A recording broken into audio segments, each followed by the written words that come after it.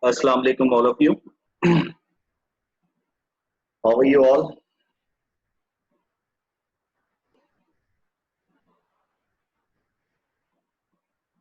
We'll wait for a while. थोड़ा सा इंतजार करेंगे 1-2 minute. Then we'll continue our class.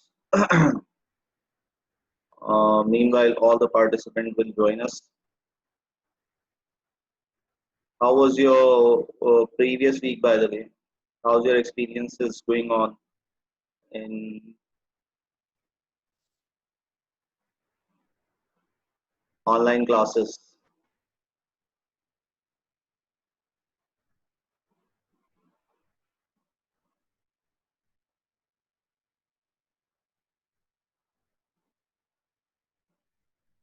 Am I audible? Can you hear me all? Reply in the chat box, please. Okay, good. Yes. Okay, fine. So you remembered what we started to learn in the previous class? क्या किया था हमने और क्या learn किया था? Have any idea about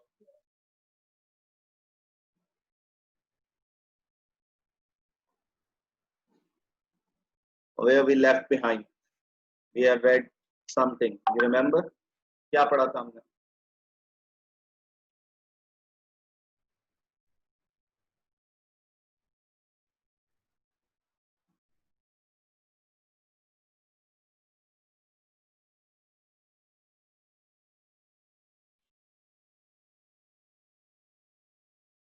Railway carriage. Yes, you're right. Railway carriage. We have finished that poem. है ना? वो poetry हमने finish कर ली थी. We'll look at the words meanings, question answers, fill in the blanks, and reference to the context in today's class. Okay.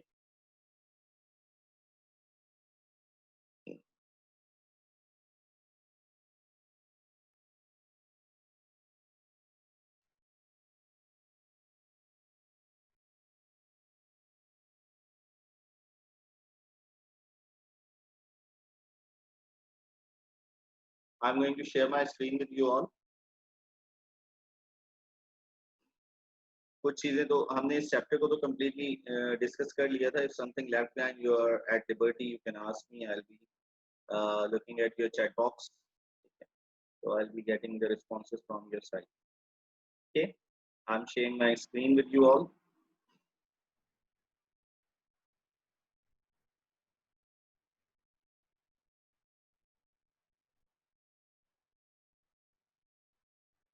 So from a railway carriage. In the previous class, we have finished this poem, and this is the reference.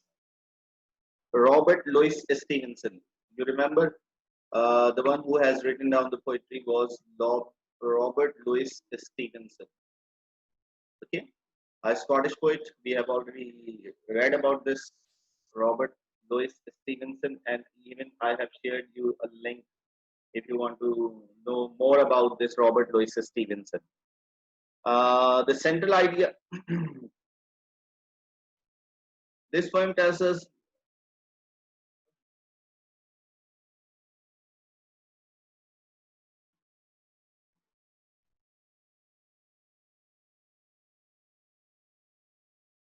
this poem tells us one decides upon an objective suiting one's natural aptitudes and capacities. One should not waste time and should use all the energies in the effort to attain it and not to be distracted by anything, however beautiful it may be. तो क्या बात की जा रही है? इसका central idea हमें यही बताता है कि हम दुनिया की जो रंगीनी है उसमें खो जाते हैं और अपनी जिंदगी के असल ऑब्जेक्टिव को भूल जाते हैं. हमें ऐसा नहीं करना चाहिए और हमें डिस्ट्रैक्ट नहीं होना चाहिए. अपनी तवज्जो के मरकज को एक जगह रखना चाहिए. तो ये मरकजी ख्याल है, इसका रेफरेंस है. थीम क्या है इसका? We are not here to pay, to dream, to drill. We have hard work to do and lots of to live. Shall not the struggle, it is God's gift. So the sense is मेरी आवाज आप लोगों को आ रही है? Can you hear me?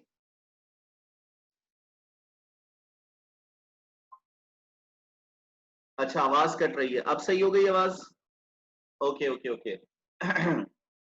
So we were talking about. अच्छा, let's move on to the Let's move on to the next part of it.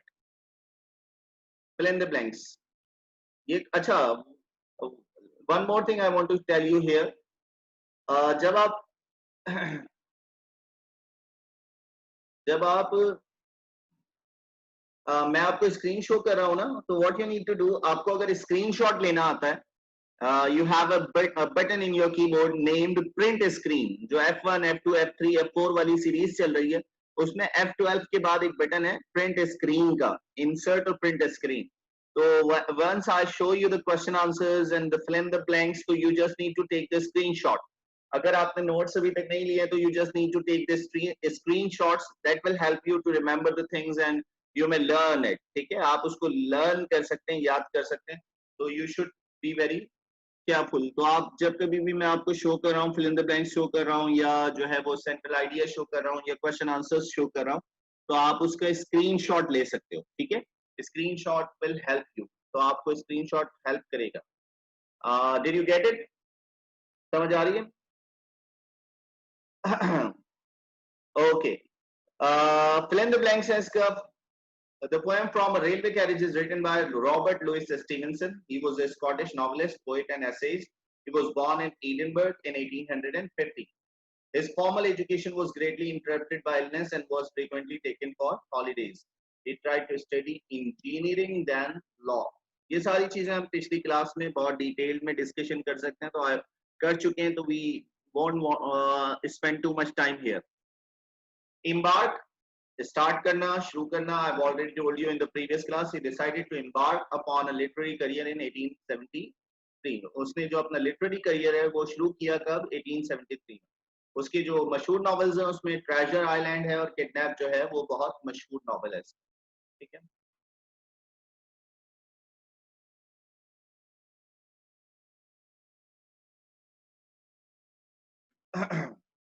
इसके बाद कुछ और फिल इन द ब्लैंक्स हैं. There is a list of fill in the blanks. ठीक है, और doctor Jekyll, और उसके बारे में तो मैंने आपको वो भी बताया था, इसकी हिस्ट्री भी बताई थी कि इसके नाम का एक वो भी मौजूद है, नॉवल भी मौजूद है. ठीक है, तो I have already told you. ठीक, कि इसका एक मूवी क्लिप, वीडियो क्लिप भी मौजूद है. कहाँ? आपके उस पर यूट्यूब पर मौजूद है और आप उसको वॉच भी कर सकते हैं. तो ये कुछ फिल इन द ब्लैंक्स हैं. ये कुछ फिल इन द ब्लैंक्स हैं. उसके बाद हम इसको देखते हैं. ठीक है, अच्छा, कोई चीज रह गई होगी तो मैं उसको एंड में रिव्यू कर दूंगा. ठीक है, अच्छा जनाब, let's see the question answers.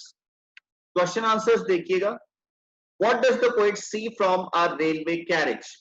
Important question है, और बहुत ज्यादा अगर आप 10 इयर्स वगैरह उठाएंगे तो ये सवाल आपको बहुत ज्यादा मिलेगा कि वो उसने क्या क्या देखा था. He sees the beauty of the area. He also sees a boy who is collecting services hardly, a homeless person who is doing nothing but to stare, जिसको हमने tramp कहा था, है ना? Tramp का word use हुआ था homeless person के लिए, वहां tramp का word use हुआ था, बंजारा जिसको हमने कहा था. But to stare, and a man who is lifting the overloaded cart, limping along the road. वो वाली लाइन थी जिसमें इसको रेफर किया गया था. तो ये एक क्वेश्चन है जो बड़ा इंपॉर्टेंट है. उसके अलावा what pleasure does the railway journey give to the poet? Railway journey ने किस किस्म का प्लेजर प्रोवाइड किया था पोएट को, है ना? इसका जो स्पीकर है, स्पीकर मीन्स जो बात कर रहा है, जो कह रहा है, वो पोएट खुद है. यानी इस नज़म में पोएट उस ब्यूटीफुल सीन को, उस ब्यूटीफुल जर्नी को एंजॉय कर रहा था. तो what pleasure does the railway journey give to the poet? तो यहाँ यही बात की जा रही है. The railway journey gives an immeasurable pleasure to the poet. ठीक है, कि उसने जो है वो पोएट को बड़ा इमेजरेबल प्लेजर दिया था जिसको वो कभी नजरअंदाज नहीं कर सकता. Natural beauty provides him an everlasting joy which includes the sight of meadows, daisies. meadows हमने कहा था चरागाहों को, जो जहां जानवर जो है वो घास वगैरह खाते हैं, खूबसूरत सी चरागाहें जहां वाफर मिकदार में घास उगी हुई हो, उसे मेडोज कहते हैं. डेजीज हमने कहा था फ्लावर्स, बड़े खूबसूरत से सफेद कलर के फ्लावर्स होते हैं, उनके दरमियान में येलो कलर का मार्क होता है. मिल लास्ट टाइम आपको बहुत डिटेल में बताया था, the Miller of the D जब हमने पढ़ा था 9th क्लास में, तो उसमें तो आपको मैंने मिल शो भी की थी. River, hill, plains, ETC. He is placed, वो बहुत खुश था. A thing of beauty is a joy for ever. जैसे कि जॉन कीट्स ने कहा, ये बड़ा मशहूर कोटेशन है ना. Because a thing of beauty is a joy for ever, ये एक बड़ा मशहूर कोटेशन है. और ये कोटेशन जो है वो जॉन कीट्स का है. उसने कहा था कि एक लम्हे की खूबसूरती हमेशा की खुशी होती है. तो शायर जो है, पोइट जो है, वो इस लम्हे की खूबसूरती को अपने दिल और दिमाग में उतार रहा था, और वो इस खूबसूरत से सफर को बहुत ज्यादा इंजॉय कर रहा था. यहाँ तो कोई प्रॉब्लम, यहाँ तो कोई मसला, anything you want to ask me, यहाँ तो कोई problem, if you have some you can ask me right now. Okay okay okay okay okay. तो लेट्स मूव ऑन. अब हम बात कर रहे हैं किसका, अब हम बात कर रहे हैं रेफरेंस टू द कॉन्टेक्स्ट. जो 9th क्लास में भी हमने बहुत अच्छी इसकी अंडरस्टैंडिंग डेवलप की थी कि इस तरह का एक सवाल आपके पास आता है, कहा 9th क्लास में भी आया है और इस आता है, और इसी तरह यहाँ भी पॉसिबल है. वो रेफरेंस टू द कॉन्टेक्स्ट, यानी you will be given a stanza consisting of 4 lines, 6 lines or 8 lines, and you are supposed to answer such questions, है ना. तो यहाँ 2 स्टैंजाज हैं और उनसे रिलेटेड क्वेश्चंस हैं. आप चाहें तो इसका स्क्रीनशॉट ले लें, it will help you to remember. ठीक है, आपको याद करने में बड़ी आसानी होगी. Reference to the context. faster than ferries, faster than bridges and houses, hedges and ditches, and charging along like troops in a battle, all through the meadows, the horses and cattle. Reference to the context, पहला सवाल आपके पास यही होता है. क्या होता है जनाब, कि आपको क्या बताना होता है. You have to tell the name of the poem and the name of the poet. तो यहाँ क्या है, पोएम नेम है फ्रॉम अ रेलवे कैरेज, और इसका जो पोइट है वो कौन है, Robert Louis Stevenson.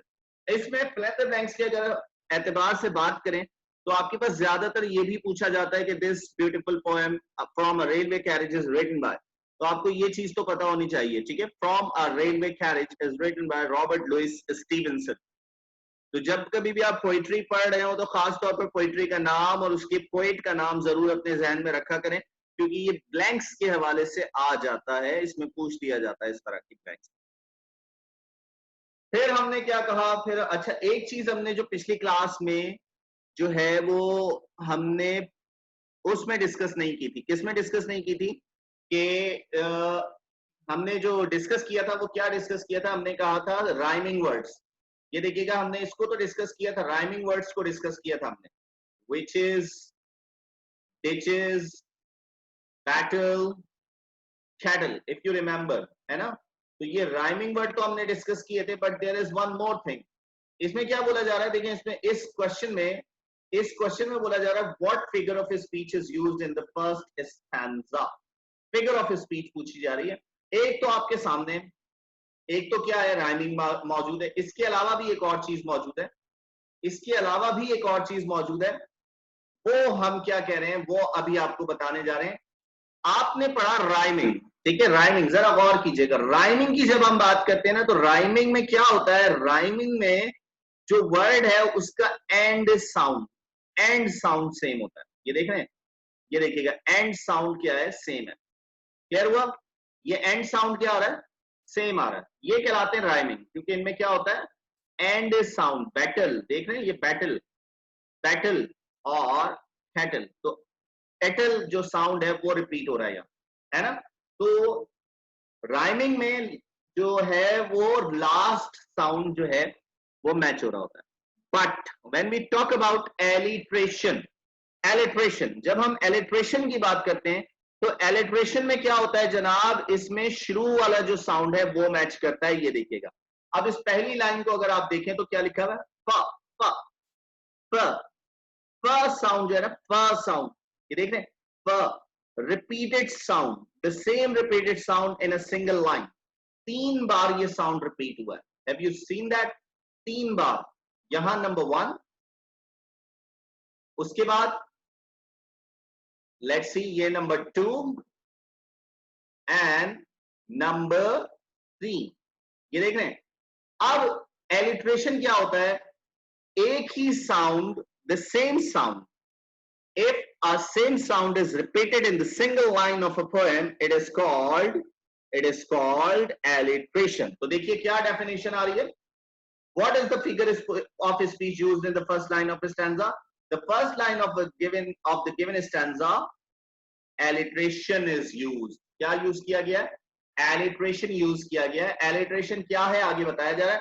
It is defined as the repetition of the same sound in a single line. The sound F is repeated in the same line. That is called alliteration. समझ आ गई? Clear हो गया अभी सबको? Alliteration क्या होता है? Yes, Fizan Sari, did you get it? Alliteration क्या होता है? Alliteration means the same sound. अच्छा, rhyming में और same sound में difference क्या है? Rhyming में और alliteration में difference ये है कि rhyming में word का last part match कर रहा होता है, जैसे कि मैंने ये highlight किया है, और alliteration में word का जो first part है वो match कर रहा होता है, यानी initial part match कर रहा होता है. Clear हो गया? इसको हम कहते हैं alliteration. तो इसमें देखें, इसमें जो है वो alliteration है, इस फर्स्ट लाइन में alliteration है, faster, parries, faster. First sound जो है वो 3 बार रिपीट हुआ है, तो इस वजह से इसे हम क्या कह रहे हैं? इसे हम कह रहे हैं alliteration. ठीक है, alliteration. तो आप देखें क्वेश्चन क्या था? क्वेश्चन था alliteration. What figure of speech is used in the first line of a stanza? अच्छा, इसको ना हम उर्दू में भी बोलते हैं टंग ट्विस्टर. आपने सुना होगा, let me show you something. Tongue twister आपने सुना होगा, कच्चा पापड़ पक्का पापड़, कच्चा पापड़ पक्का papad. Have you heard about that? ये टंग ट्विस्टर, तो उसमें क्या होता है, उसमें आप बोल नहीं सकते हैं, तो आपको बड़ी प्रॉब्लम होती है बोलने में ना उसको, तो ये बेसिकली टंग ट्विस्टर्स भी कहलाते हैं. Let's see, I am going to let you show a small video clip regarding that alliteration. ठीक है,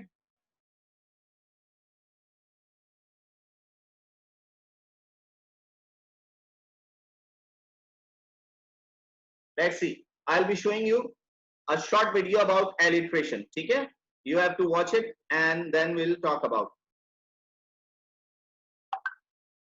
I'm showing you my video. ठीक है,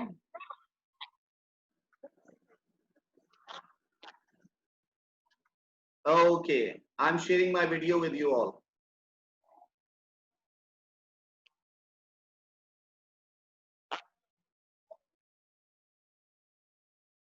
With 75% accuracy. Alliteration. Go. What we are talking about? Alliteration. Alliteration. So what alliteration is when we repeat the same sound at the beginning of words. The same thing we have Easiest way to discussed here. figure it out is to take a look at a few examples. Let's see here. The repetition of the same sound at the beginning of the word. Beginning of the word. One example is Peter Piper picked a peck of pickled peppers. Okay, who will try? If you notice, we keep repeating the same p sound throughout the sentence. Peter Piper picked a peck. Who will try? Peter Piper picked a peck of pickled peppers. कौन try करेगा? I will give you the permission. किसको mute करूं? जल्दी से बताएं. Who will try this? इसको tongue twister भी बोलते हैं ना, आपको बोलते हुए बड़ा मसला होगा इसको. Listen to her. कैसे बोल रही है? Throughout the sentence. Peter Piper picked a peck of pickled peppers. Okay, we are repeating the same sound at the beginning of each word. Did you get it? अभी clear हो गया? समझ आ गई? So this is what it is called alliteration. Clear हो गया अभी? कोई confusion? Okay, now move on to the next part. Next question. See this. What figure of speech is used in the third line of a given stanza? Third line. Third line में कौन सी figure of speech use हुई है? What is the figure of speech in the third line? Yes, you're right. Simile. Tazeen Zahra. Very good. Simile. Zainab Parveen. Yes, you're right. Simile is used in the third line of a stanza. Look at this. And charging along like troops in a battle. तो यहाँ train को मैदान जंग में जो soldiers मौजूद होते हैं उनसे उसका कंपैरिजन किया गया और स्ट्रक्चर क्या यूज किया गया? स्ट्रक्चर यूज किया गया like. Let me show my screen again. Okay. Now, did you get it? अब देखें यहाँ कौन सा स्ट्रक्चर यूज किया गया. ये यहाँ आपके पास जो स्ट्रक्चर आया है, the line in the third line of given stanza simile is used. कैसे? ये देखिएगा, and charging along like troops in the battle. तो ये जो लाइक आ रहा है, हमने पिछली क्लास में भी पढ़ा था कि लाइक के साथ या एज के साथ कंपैरिजन किया जाए. अब यहाँ कंपैरिजन हो किसका रहा है? यहाँ फास्ट मूविंग ट्रेन का, फास्ट मूविंग ट्रेन का जो है वो कंपैरिजन हो रहा है किसके साथ? वो कंपैरिजन हो रहा है versus troops in the battle, है ना. ट्रूप्स, सोल्जर जो होते हैं बैटल में, उनसे इसका कंपैरिजन हो रहा है. ठीक है, troops in the battle. Clear? तो इस वजह से इसे हमने क्या कहा? सिमिली कहा. आप सुनिए, in the third line of a given stanza simile is used. It is defined as the indirect comparison of two things with like or as is called simile. समझ आई? और अगर डायरेक्ट कंपैरिजन होता तो वो हम क्या कहते हैं? मेटाफोर कहते हैं. उसमें like और as का इस्तेमाल नहीं करते. In the above mentioned line, the railway carriage is compared with the troops in the battle. Got it? खैर हो गया अभी? यहां तक कोई कंफ्यूजन, कोई प्रॉब्लम? Easy to understand? चीजें समझ आ रही हैं? Now let's move on. The next stanza. The next stanza. Here is a child who clambles and scrambles all by himself and gathering brambles. Here is a tramp who stands and gazes, and there is the green for springing the daisy. है ना? तो क्या बात की जा रही है? पहला सवाल वही है. Write some rhyming words from the above stanza. Rhyming words. तो ये देखिए, rhyming words आपके पास क्या क्या है? अभी हमने बात की, जरा बताइए जल्दी से राइमिंग वर्ड्स क्या क्या हैं इसमें. Show me. Yes, what are the rhyming words here in this stanza? rhyming words बताइए जल्दी से. बड़ा आसान है. Yes, yes, absolutely. Yes, you're right. ठीक है. Yes, gazes के साथ क्या है? डेजीज है, स्क्रैम्बल, ब्रैम्बल्स. ठीक है, ये क्या है? राइमिंग वर्ड्स हैं. Okay, fine. अच्छा जनाब, who is a tramp? What was he doing? है ना. अब who is a tramp, ये सवाल आपके पास क्वेश्चन में भी आ सकता है. बाय द वे, ये आपके पास जो पोएम के क्वेश्चंस होते हैं उसमें भी this question can be given you there. वहां भी आपको ये सवाल दिया जा सकता है. और वो सवाल क्या हो सकता है? वो सवाल यही हो सकता है कि who is a tramp. Tramp कौन है? ठीक है, तो ट्रैम्प कौन होता है? तो आपने क्या करना है? क्या करना है आपने? ट्रैम्प के बारे में देखना है. A tramp is a homeless person who goes from place to place and does no regular work. He was standing at the carriage as he was looking for someone to come. है ना, आपने देखा था जब हमने आपको video share की थी इसकी, तो उसमें क्या था? उसमें यू हैव फाउंड आउट कि उसमें बताया गया था कि एक शख्स खड़ा हुआ था जो उस ट्रेन को देख रहा था जो उसके सामने से गुजर रही थी, घूर रहा था. घूरने के लिए हमने कहा था गेजेस. गेजेस का वर्ड इस्तेमाल किया था, गेज एंड गेज. और ये वर्ड आपने उसमें भी पढ़ा है. किसमें? डैफोडिल्स में, 9th क्लास में. I gazed and gazed but little thought. है ना, वहां भी आपने ये पढ़ा है. कोई कंफ्यूजन, कोई problem?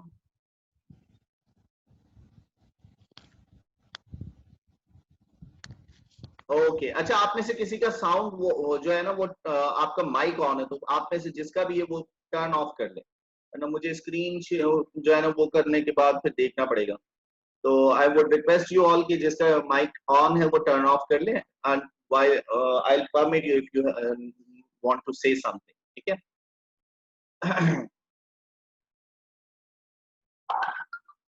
Okay okay okay, let's सी.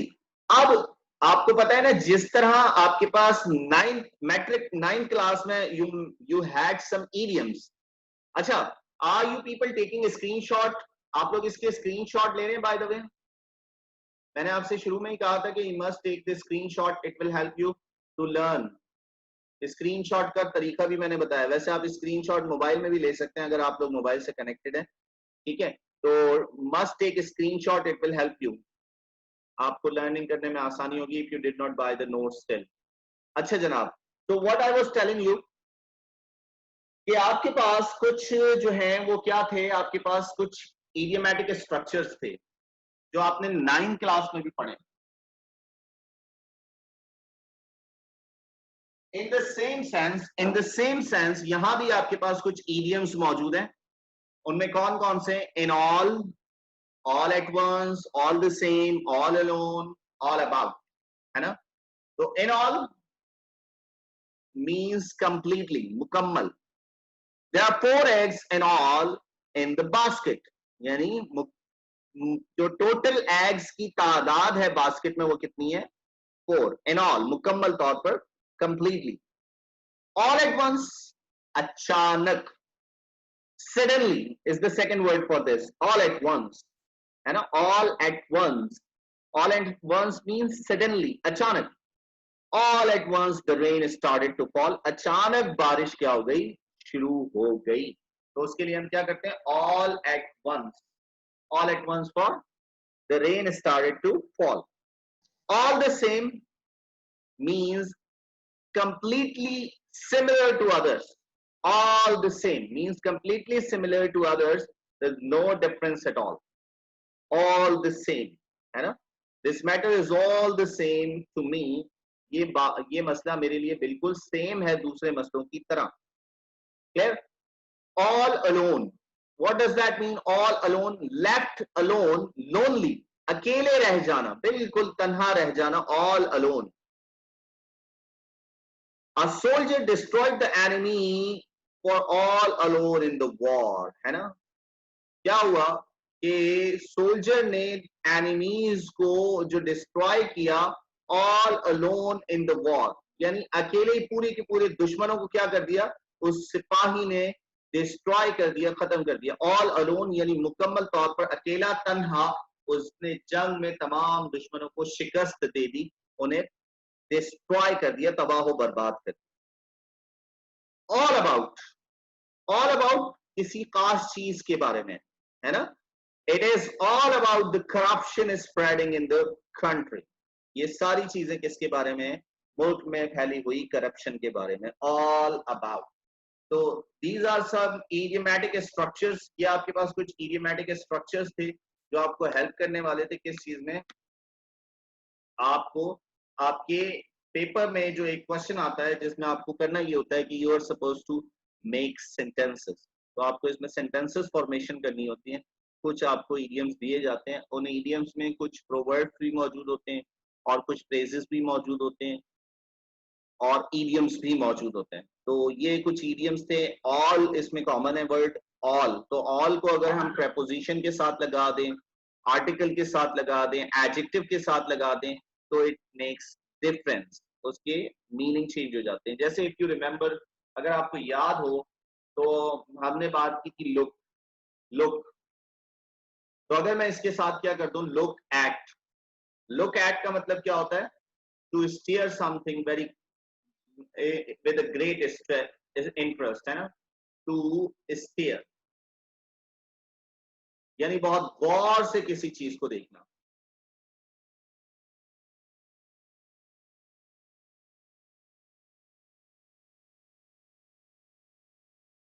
है ना। लुक एट द बोर्ड, है ना। लुक एट द बोर्ड किसी खास डायरेक्शन में देखने के लिए भी इस्तेमाल होता है। और अगर मैं लिखूं लुक आफ्टर, है ना, वर्ड तो लुक ही है, लेकिन लुक आफ्टर का मतलब क्या होता है? टू टेक केयर, देखभाल करना, है ना। आपने ये नर्सिंग में पढ़ना है वर्ड। और एक था ना हमारे पास फ्लोरेंस नाइटिंगेल, तो वो उसमें फिर आप ये पढ़ेंगे लुक आफ्टर, ठीक है। अच्छा जनाब, उसके बाद आपके पास क्या है? Look up, look up. आप देखें वर्ड तो एक ही है, लेकिन अगर ये डिफरेंट प्रपोजिशंस के साथ आ रहा है तो ये क्या कर रहा है? इसके मीनिंग को चेंज कर रहे हैं। टू सर्च सम,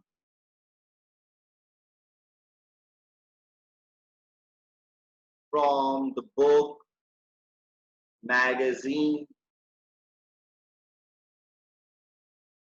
डिक्शनरी, है ना, उसमें से कुछ तलाश करना, is looking up looking up for a job in the newspaper, ठीक है, डिक्शनरी। तो दिस इज ऑल अबाउट ये सब क्या कहलाते हैं, they are called idiomatic phrases, idioms भी बोलते हैं, फ्रेजेस भी बोलते हैं इनको। तो दे हैव डिफरेंट मीनिंग्स, देखें वर्ड तो सेम है लेकिन but have different meaning. Look at के साथ आ रहा है, अच्छा लुक इनटू, आपने लुक इनटू लेटर्स में पढ़ा था इफ यू रिमेंबर, सो अगर आपको याद हो, you have read about look into, look into, तो इसका क्या मतलब था, टू टेक ग्रेट इंटरेस्ट।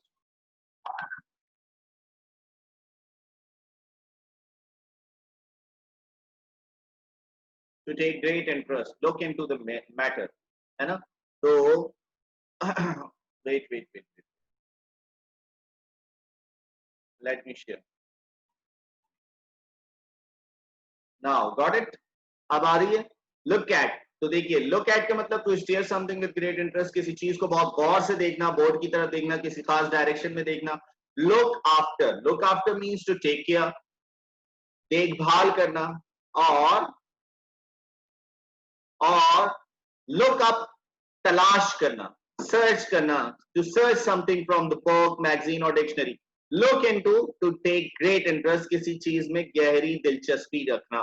तो what I was telling you, देखें look, but ये जब different words के साथ आ रहा है, different prepositions के साथ आ रहा है, तो it has got a change in its meaning, और उसके मीनिंग में क्या हो रहा है, चेंज हो रहा है। तो इन द सेम सेंस अगर मैं बात करूं, किसकी बात करूं, जो अभी आप इडियोमैटिक स्ट्रक्चर्स देख रहे थे, you will find the same thing, ये देखिएगा, you will find the same thing in all, there are 4 eggs in all in the basket, in all at once, all the same, all alone, all about, इसमें all तो है लेकिन वो different words के साथ आ रहा है, डिफरेंट फ्रेजेस फॉर्म कर रहा है और उसके डिफरेंट मीनिंग निकल रहे हैं।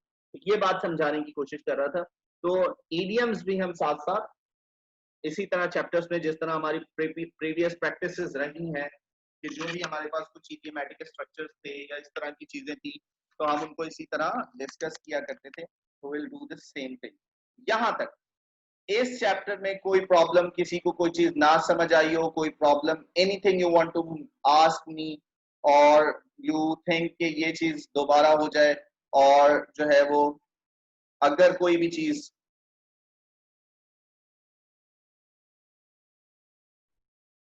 कोई भी चीज आप पूछना चाहें।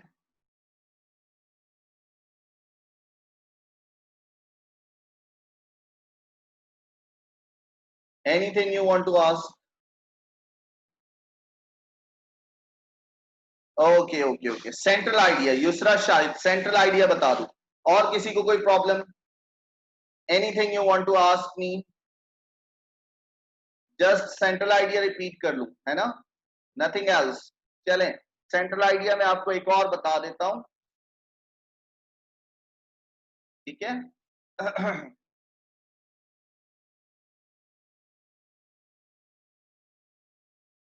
आई am going to show you.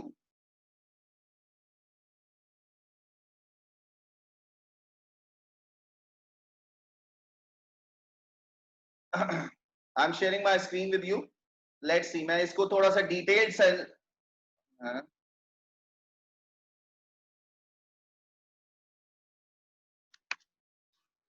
अरे यार,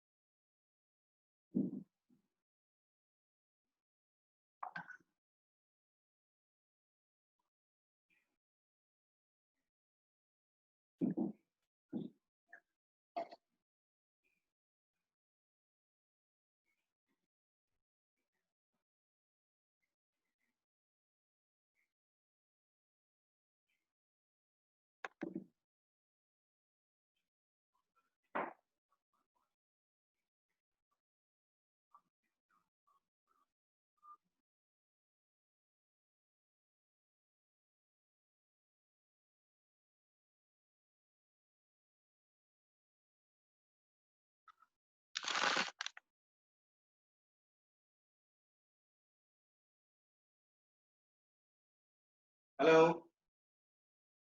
are you getting me, listening to me? आवाज आ रही है मेरी आपको? Are you getting me? Okay, okay, okay. So I'm sharing my screen with you all. I'm sharing my screen. Now look at the central idea. It's a detailed one. ठीक है, ये थोड़ा सा detailed one है. जो the first I've shared with you was a very short one, but now I'm showing you a detailed one. ठीक है. So look at this. I'm sharing my screen with you. See this. This poem has been written by Robert Louis Stevenson. In this poem, the poet describes what one can see from a railway carriage or a running train. He says that train runs very fast, even faster than ferries, houses and ditches. Wink of an eye, the train passes by a grassy land where the cattle are grazing. Painted station visible in a few sound. Hills and plains passes away. There are so many other things which can be seen from a running train, such as a cart and a field. This lovely sight pass by and never reappear. ठीक है, तो this is the thing. और अगर हम उसको थोड़ा short करें और इसका जो मेन सेंस है वो अगर हम बात करें तो वो मैंने आपको पहले बता दिया कि व्हाट हैपेंस कि हम जब इस दुनिया में there are lot of things कि वो हमें अपनी तरफ इंस्पायर करती है और वो हमें अपनी तरफ कशिश करती है. If you are all attached with your aim and objective you won't lose your destination. You will definitely get your destination. So this is what about कि हम इसको इस तरह conclude कर सकते हैं. So you will find this as a central idea. Yes, please. यहाँ तक कोई confusion? Okay, okay, okay. पहले वाला भी show कर देता हूँ. Wait for a while.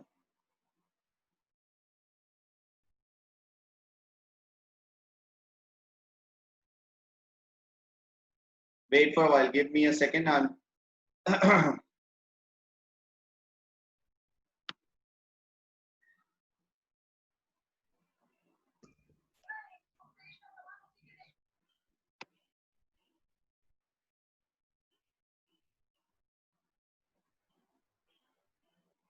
okay. I'm showing you.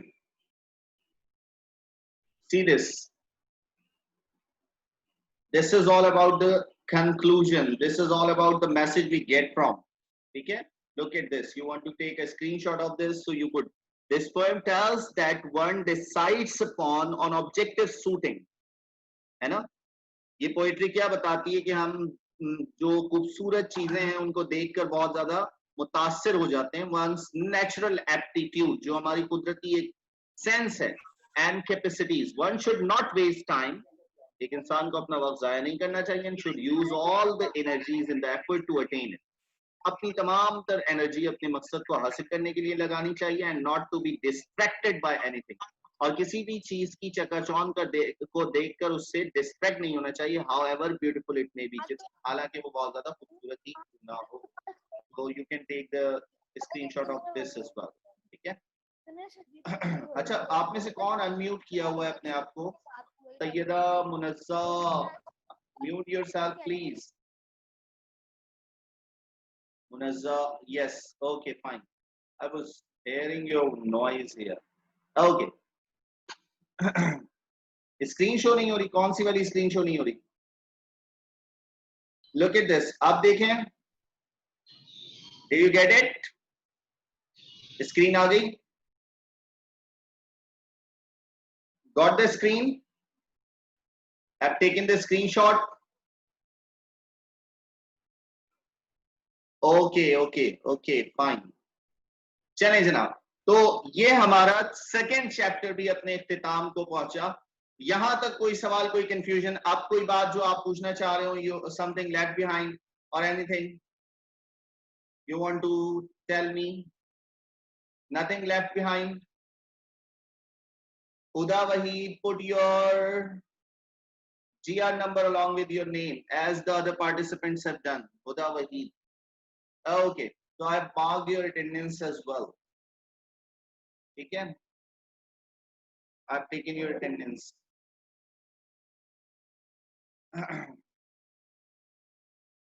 So what I was talking about, यहाँ तक कोई confusion नहीं है किसी को भी? चले आगे. Okay, okay, okay, fine. तो अच्छा मुझे ये बताइए, last time I taught you past indefinite tense, simple past tense.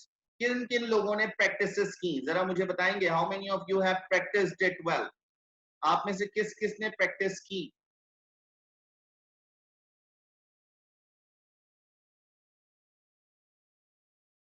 Past tense को बहुत अच्छे से प्रैक्टिस की, किस किस ने की? How many of you?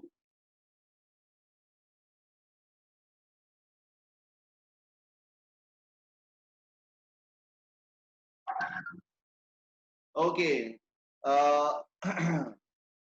I did. Okay, no sir मैंने नहीं की। फिजा अंसारी, क्यों नहीं की भाई? करना चाहिए थी सब।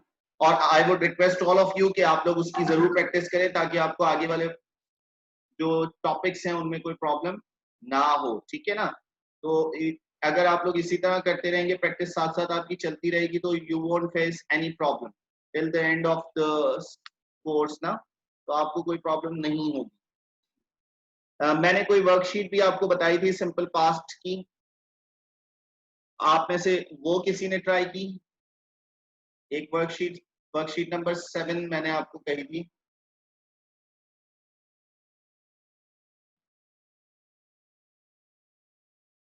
Did you try it? Worksheet number 7 I am showing you. Okay, see this, मैं आपसे एक एक्सरसाइज शेयर कर रहा हूं, और आपने क्या करना है, you have to fill it out. This is a short practice of the past tense we have learned previously, ठीक है? इसकी एक शॉर्ट प्रैक्टिस बता रहा हूं। सी दिस, चले जनाब, look at this, fill in the blanks with a verb from the box in the simple past. अब लास्ट टाइम मैंने आपसे कुछ बात की थी, वो क्या थी? वो बात ये थी जनाब कि आपके पास कुछ जो है वो क्या होते हैं,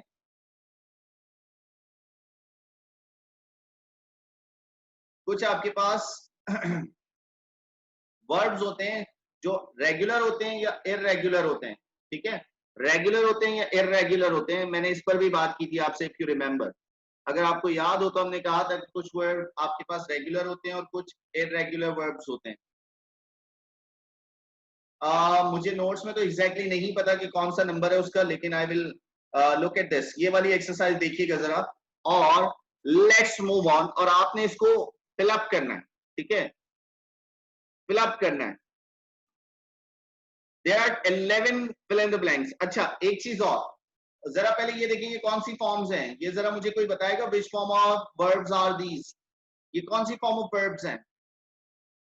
What form of verbs are these?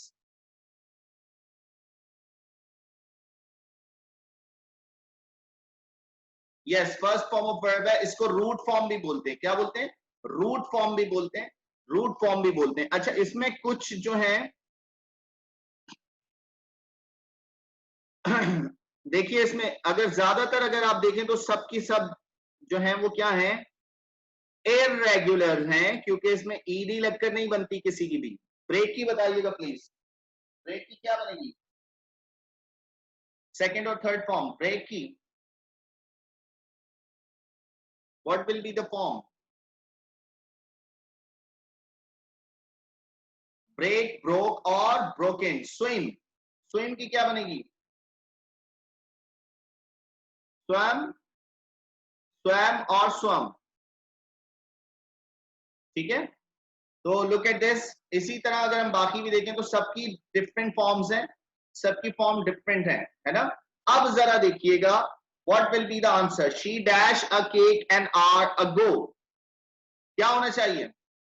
What will be the correct answer? She dash a cake, make, make, देख लें, श्योर कर लें, पक्का लॉक कर दूं? I don't think so. यहां एक और ऑप्शन है उससे ज्यादा बेहतर। नहीं, पक्का यही है? वेरी गुड, आप लोग कंफ्यूज नहीं हुए। She made a cake an hour ago, okay fine. चलें जनाब, she dash a hat last week, क्या होगा?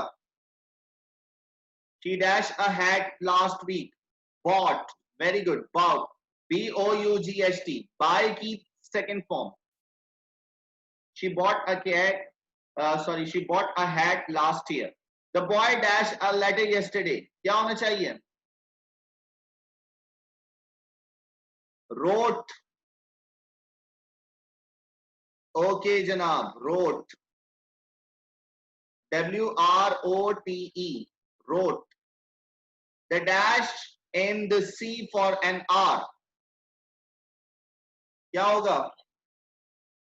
Swam. Very good. Swam. Swam. Okay. Now they dash a lot of coke last night. क्या होगा? Had, drank.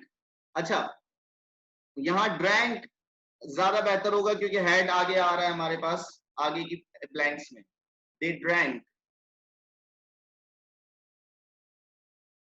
Okay. Next. She dashed her arm last week. क्या होगा? She dashed her arm. उसने अपना बाजू तोड़ लिया. Very good. Broke. Broke her arm. Okay, जनाब. That he dashed all his money last week. क्या होगा?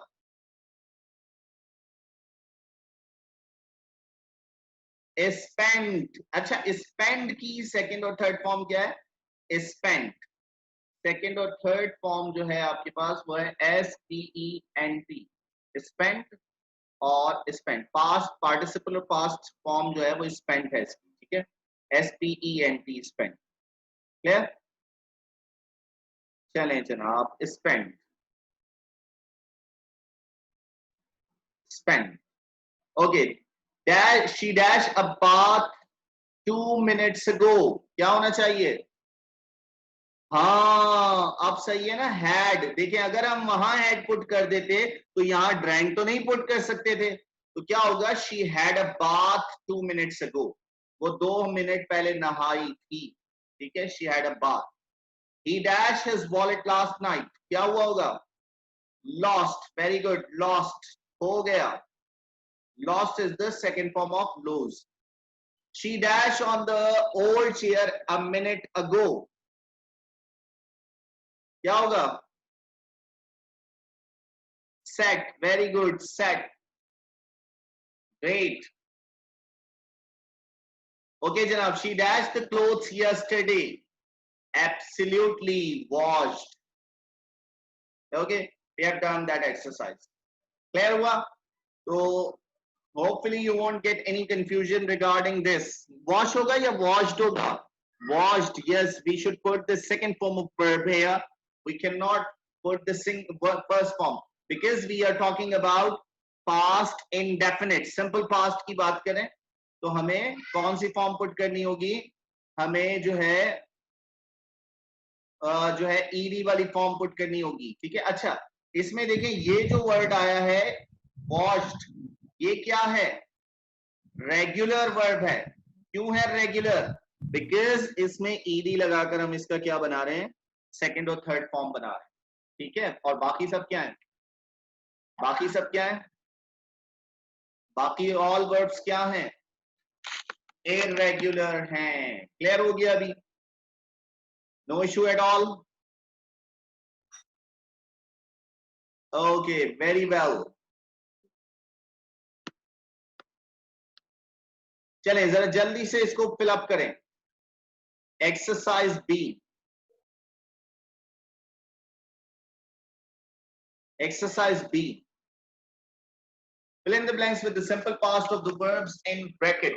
Last Saturday, my father took my friends and me to the circus. अब क्या होगा? Number we dash lots of things. क्या आना चाहिए? We saw lots of things. See, saw, seen. Second form.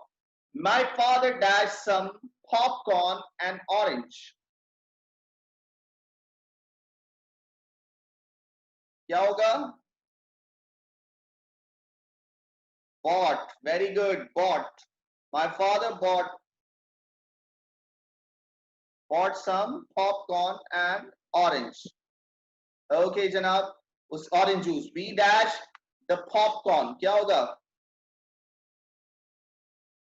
Ate. Very good. Ate popcorn. ठीक है. Ate. Okay, Janab. We ate the popcorn and drank the orange juice. DRANK. Drank the orange juice. Okay. We dash at the funny clowns. You know clowns? Joker जो होता है. Laughed. LAUGHED. Laughed. Clear? At the funny clowns. There dash be a lion tamer. यहाँ क्या आएगा जरा बताएं. हाँ जनाब.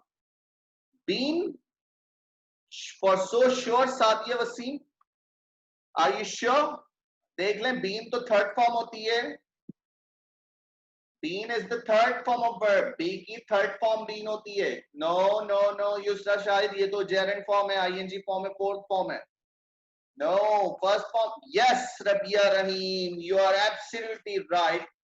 वॉज और वर्ड जो है वो इसकी बी की सेकंड फॉर्म ऑफ वर्ब है. ठीक है, वॉज और वर्ड. तो क्या होगा यहाँ. यहाँ जो है आपके पास हो जाएगा he was a lion tamer. अच्छा ये लाइन टैमर का मतलब क्या होता है. He was a lion tamer. Lion tamer का मतलब क्या होगा. He was a lion tamer. Tamer कहते हैं ट्रेन करना किसी भी चीज को. आपने देखा होगा कुछ लोग जो है वो रीछ को ट्रेन करते हैं, कुछ लोग शेर को ट्रेन करते हैं, कुछ लोग जो है वो चीता या टाइगर को ट्रेन करते हैं, लेपर्ड को ट्रेन करते हैं. इसी तरह लाइन टेमर. कुछ लोग एलिफेंट्स को ट्रेन करते हैं और उससे मुख्तलिफ सर्कस करवा रहे होते हैं. तो line tamer to a person who train an animal is called tamer. ठीक है. ओके जनाब. The lion dash tricks. क्या होगा.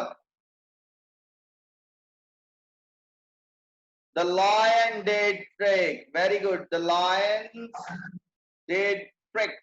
Yes, you are right. यहां देखें ये did जो है ना वो सेकंड फॉर्म ऑफ वर्ब है. ये याद रखिएगा.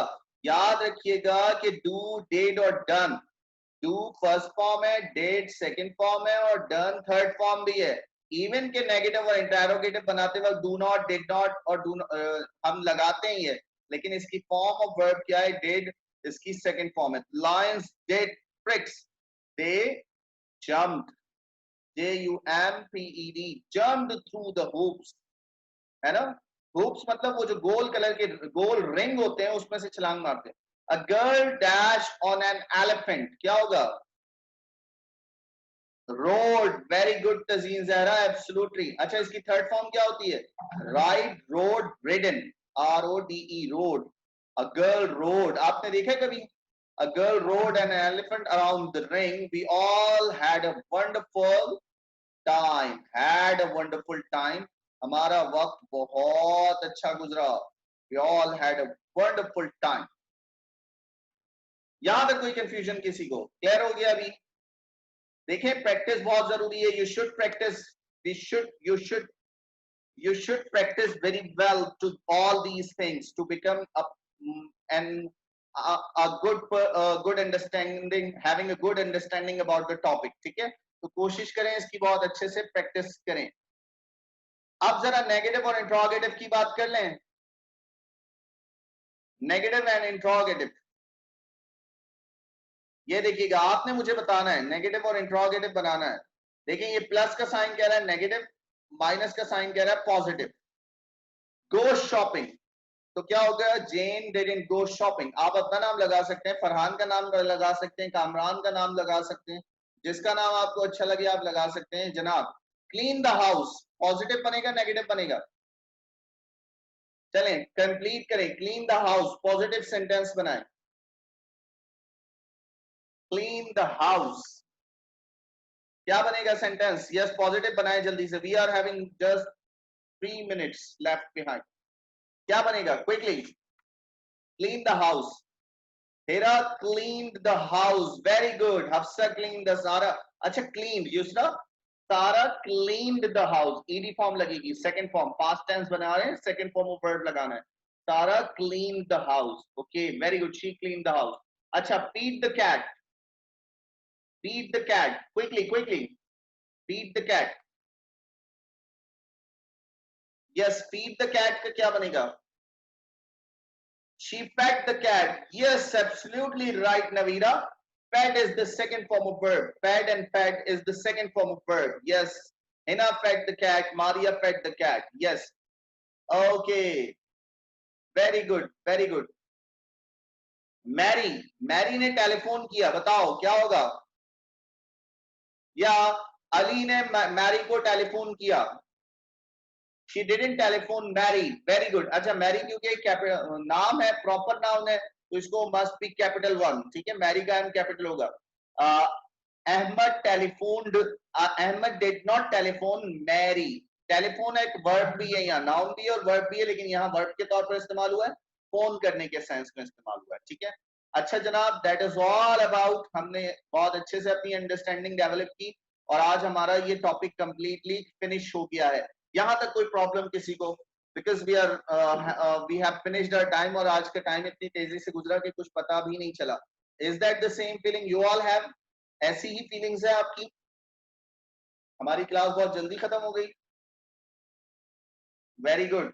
चलें जनाब, wish you all the best. कल की क्लास में मिलते हैं, सेम टाइम सेम प्लेस। अपना बहुत सारा ख्याल रखिएगा। Till then take care of yourself. अल्लाह हाफिज।